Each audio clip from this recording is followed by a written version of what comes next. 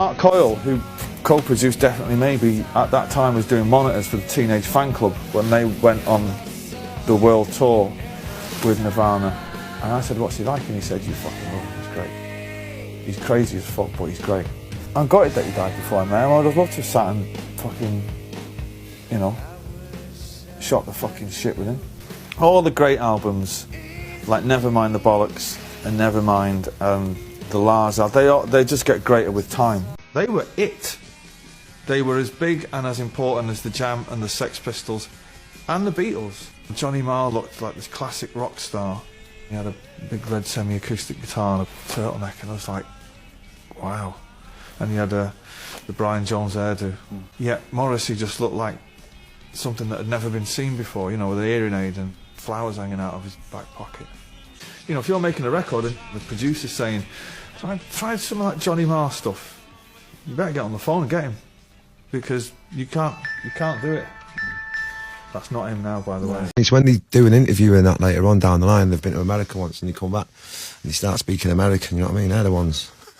The geezer out the Arctic Monkeys, he did it, didn't he, you know what I mean? He started getting his hair in a quiff and that and big biker leather jackets on, you know what I mean? It's like when he goes back to his mum's, does he really walk in the door with that biker leather jacket on and go, hey mum, can I have some tea? You know what I mean? She's going to give him a clip, isn't she, you know what I mean?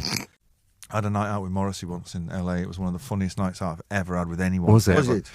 He'd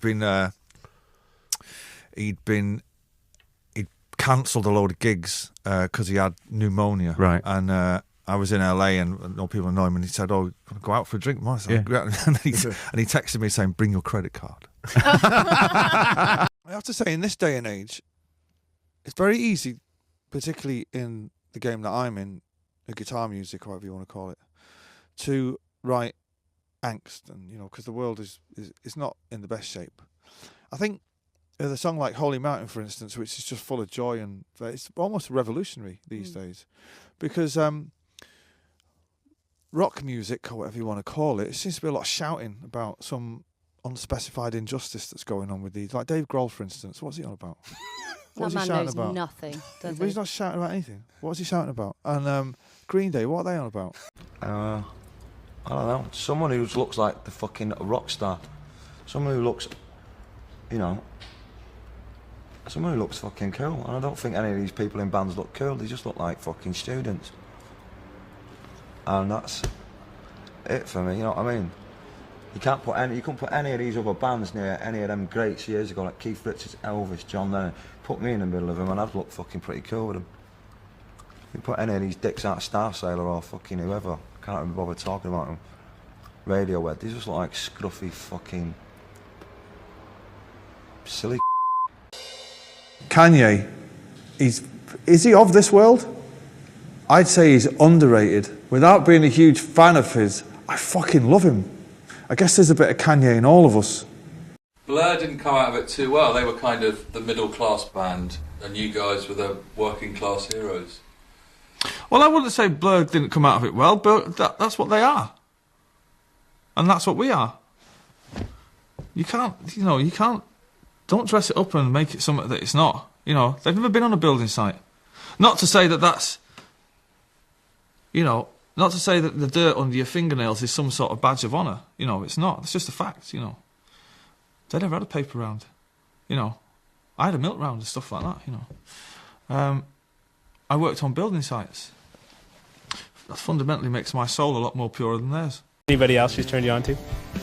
She's turned me on to? Yeah. Or that makes you go, okay. We're getting somewhere now. No, she was into, you know, she's like an old 15-year-old. She was into One Direction, you know, when she was like 12, do you know what I mean? And thought they were the greatest thing in the world, you know. And you like those guys, right? I like them as guys, yeah. I mean, I wouldn't say I'm a massive fan of their music, but Harry's all right. I've met Harry a couple of times and he's all right. Although he did drive a car to a party I was at one night. He drove a fucking car. And I was like, I'm not drinking, I'm driving. They did say... What do you mean you're driving? What are you driving for? They did You've not got a chauffeur. Spice Girls, you know, with Liam sort of thing, and you were at the British Awards that night. What do you think of the Spice Girls? I like them as characters. I think it's Sporty Spice. It's got good voice, man, I tell you, for a white chick. But I'm not into all this, you know. They're just a big money-making corporate machine, aren't they? You know, advertising crisps and cans of Coke and all that nonsense. They've got a single out now that you can only buy if you buy 20 cans of Pepsi. You know what I mean? I'm not into that. But no, good luck to them, you know. The young girls. Or are they as young as they say? That's what I want to know. I'll tell you this, right? If Jerry Spice is 24, then she's going to look f***ing rough when she's 30.